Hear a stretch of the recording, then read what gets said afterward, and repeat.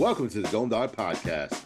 I'm your host, Matt DeBritz. Well, Syracuse wins a thriller in overtime against Richmond at the Barclays Center, 74-71. Fun game to watch. People are texting me. People are into it. As I said, this is kind of the start of college basketball season. Even though it started a couple weeks ago, these tournaments will get going. People get into it. It's Thanksgiving week. It's fun, right? So before this podcast, I threw up a podcast yesterday. I had a couple questions. One, how did the zone work out? Boeheim said he was going to play zone in this game, and they played zone the whole time. Well, for 35 minutes, okay. For the last 5 minutes in regulation, great, because Richmond couldn't score. So that was a question before the game. Can this team play zone well? They can at points, right? I think Chris Bell and Benny Williams towards the end of the game and Edwards towards the end of the game really shut down their Richmond's shooters on the corners.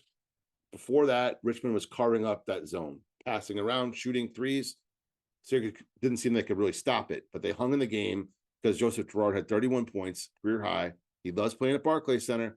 That last two games, 23 points against Duke in the ACC tournament and 31 points tonight. So he may like the pizza. He may like New York City. He might like Barclays, the Spotlight, whatever it is. Get that man some more pizza. Anyways, so Judah Mintz, athletic and unafraid of the moment. I wasn't really a doubt before the game because I thought guy's the real deal before, but tonight making some steals and that one dunk he had where he changed his trajectory midair, that's high level stuff. So he's just going to get better. He's got to distribute the ball more. I said Benny Williams has to step up. I think on defense he did. Look at the box score. He had 4 steals.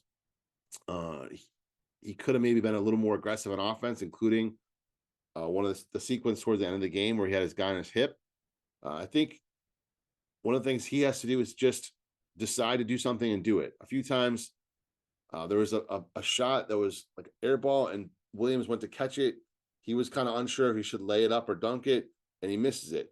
He could have easily come down and laid it back up or came down and dunked it. He's got to just make a decision quickly and go. When he does do that in the game, I think it's effective. So that question was somewhat answered. I also said, who else would step up? Well, Chris Bell was the guy who stepped up. 11 points. He's only had 5 points in 3 other games combined. Actually, only the first game he had 5 points against Lehigh.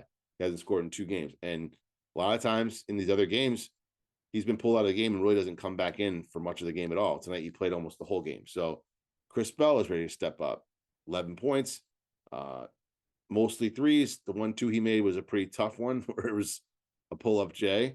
So he's unafraid at the moment. Jesse Edwards was in foul trouble. I said a couple weeks ago on one of the other podcasts, he's got to stay out of foul trouble. Syracuse was able to weather the storm with him in the first half, but Edwards played mostly all the second half, and he had some emphatic blocks, which was just awesome to see. You know, I want him to be that beast. I want him to be that guy who can just block shots and be mean. It was just crazy at points. You know, in overtime, Richmond had like 6 shots at the hoop on one possession. They just couldn't get one to go down, and you just know it's not your night when that happens. So Syracuse gets the win.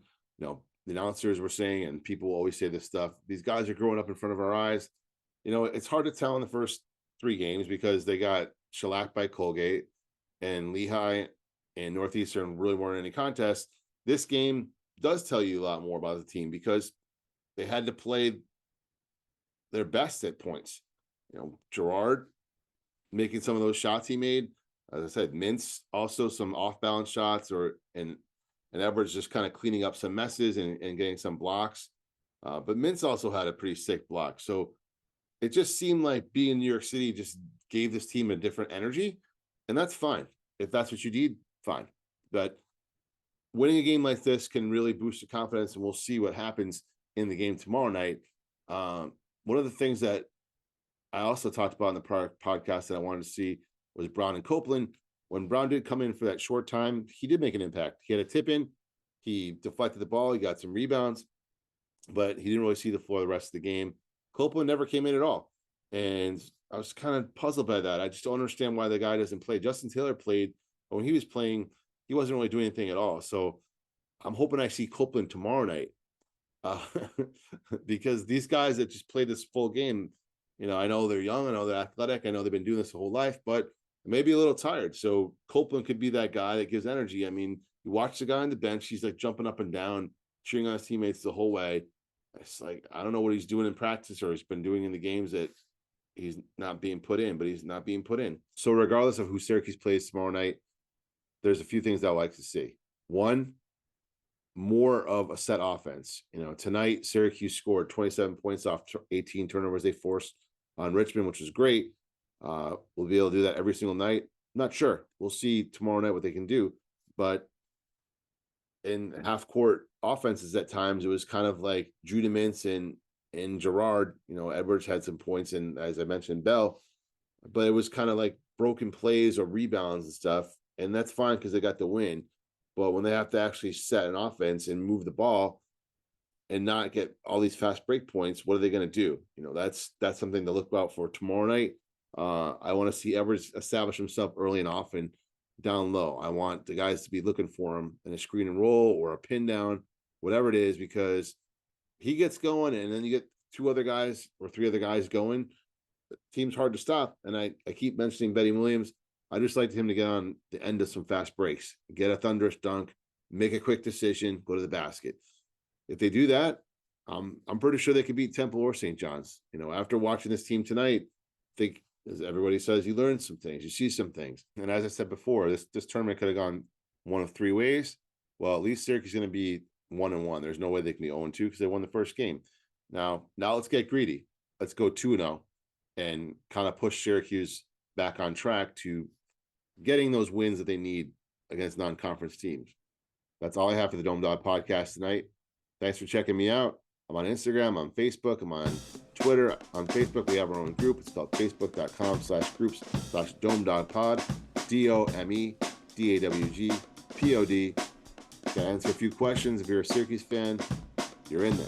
So I'll check you out after the game tomorrow night. Have a good one.